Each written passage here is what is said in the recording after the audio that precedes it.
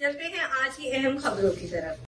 ताज़ा तरीन खबरों से बाखबर रहने के लिए हमारा चैनल सब्सक्राइब कीजिए। रुक करेंगे रेनाला खुर्द का, जहां से रिपोर्ट कर रहे हैं हमारे नुमाइंदे हाजी मोहम्मद अरशद।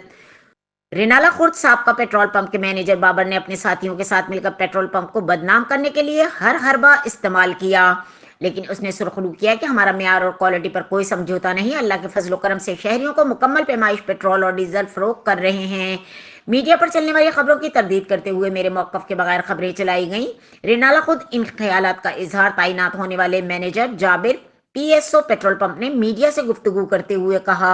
का मैनेजर था ना, उसके हमारे ओनर के साथ थोड़े से मामला ख़राब थे, इसकी वजह से उसने हमारे ऊपर गलत जो है ना बेबुनियाद उसने हमारे ऊपर इल्ज़ाम लगाया और डीसी साहब और एसी साहब की जो है ना वो छापा पड़वाया था। लेकिन उन्होंने सब कुछ चेक किया था, बिल्कुल ओके जो है उन्होंने पैमाना वगैरह चेक किया था। कल रात को जो है ना वो आए थे और सब कुछ उन्होंने चेक किया। अभी आप देख सकते हैं कि ये पंप हमारा चल रहा है और अल्हम्दुलिल्लाह कोई भी आगे कहीं से भी आगे पैमाना चेक करेगा तो पैमाना हमारा बिल्कुल ओके होगा।